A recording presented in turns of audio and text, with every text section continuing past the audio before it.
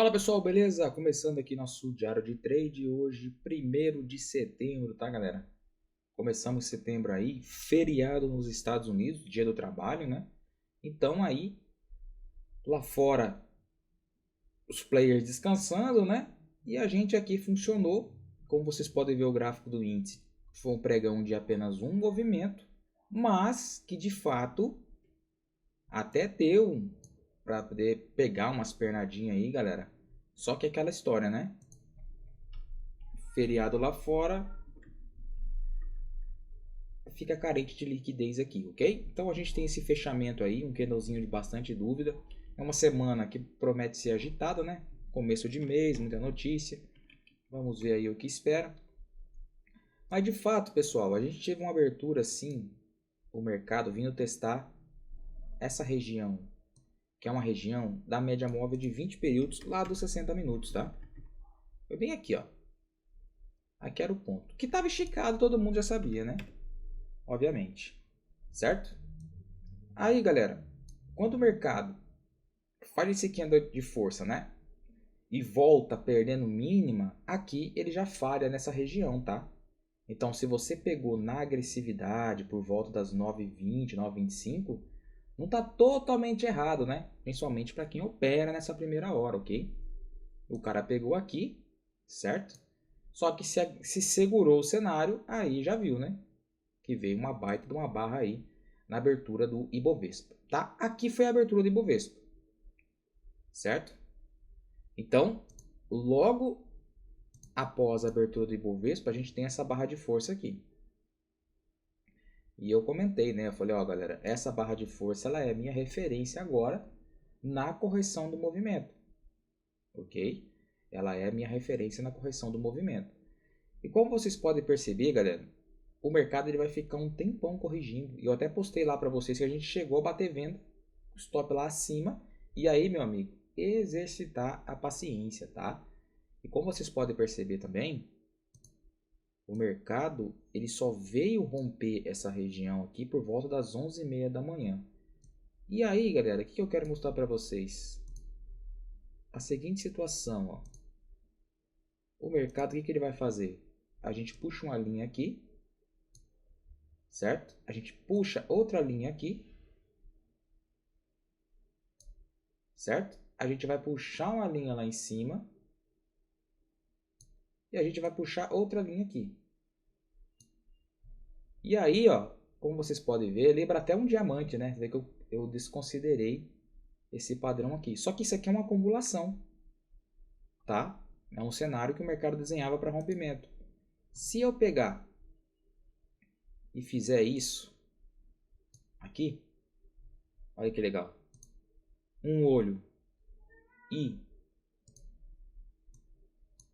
as bolinhas, o que que a gente tem aí, pessoal? O que que a gente tem aí? É o famoso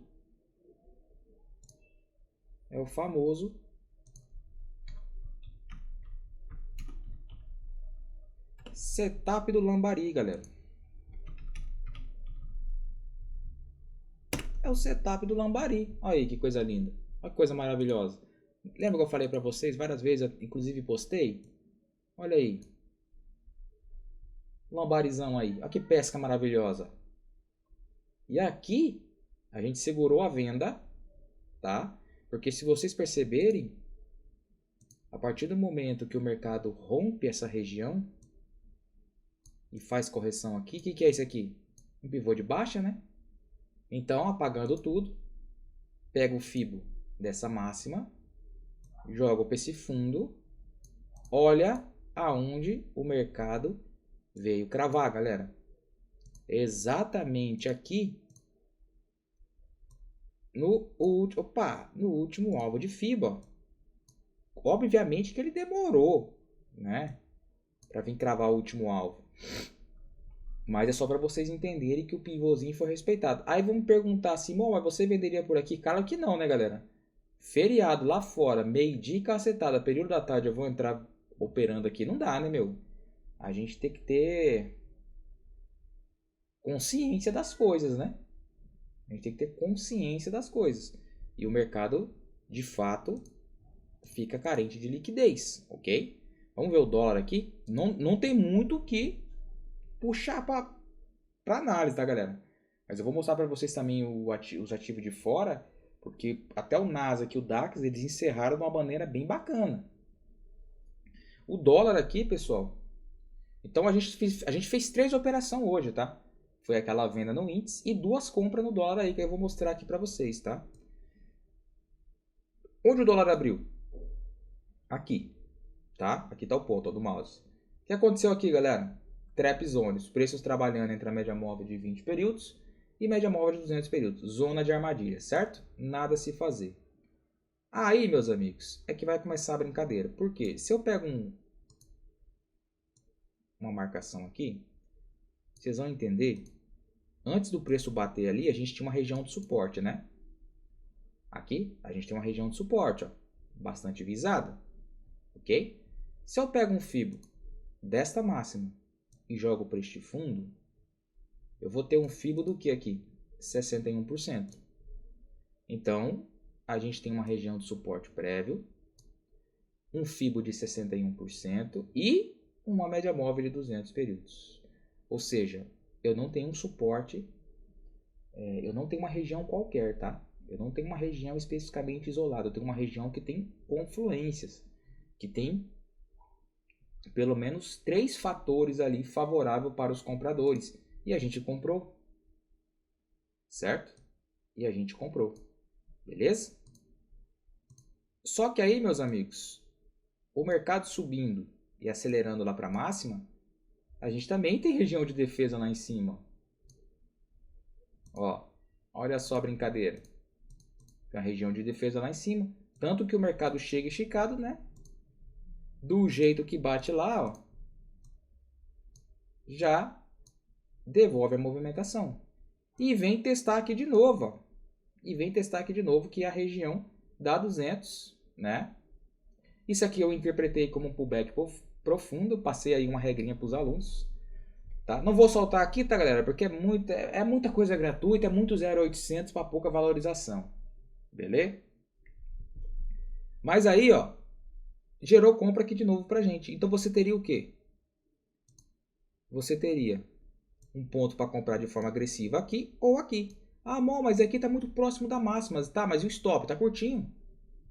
Tá ancorado nas médias, né? E aí a gente pegou essa porrada, ou seja, a gente pegou aí ponto pra caramba do dólar, galera. Mesmo com baixa liquidez, tá?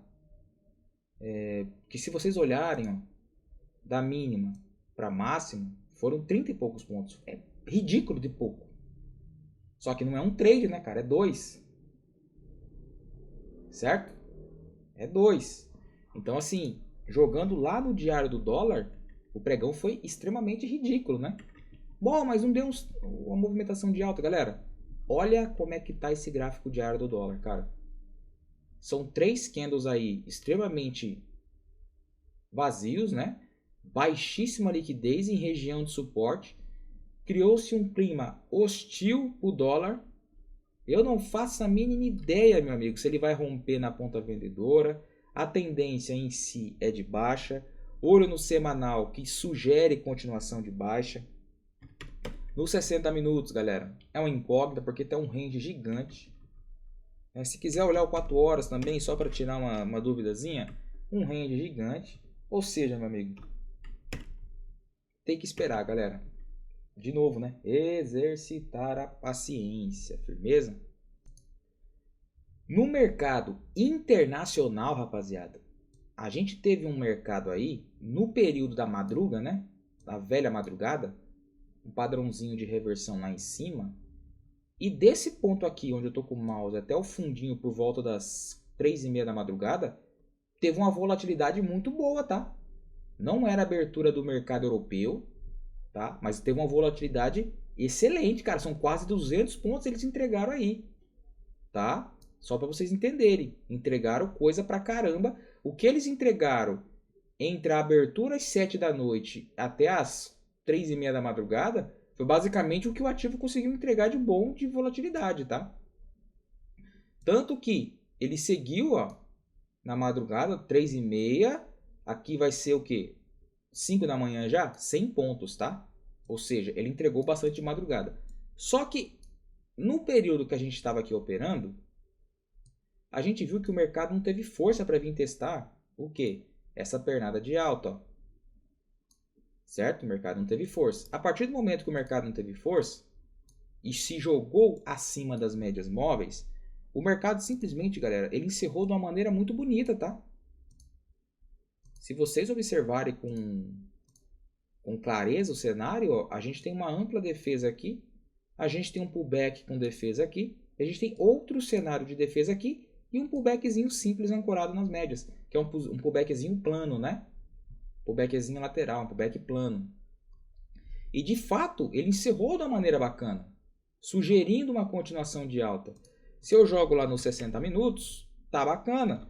Se eu jogo no diário, é uma lateralidade que ainda não rompeu. Lateralidade do macro, né? E o que pode, galera? Ó, eu posso jogar um suporte aqui. E eu posso jogar...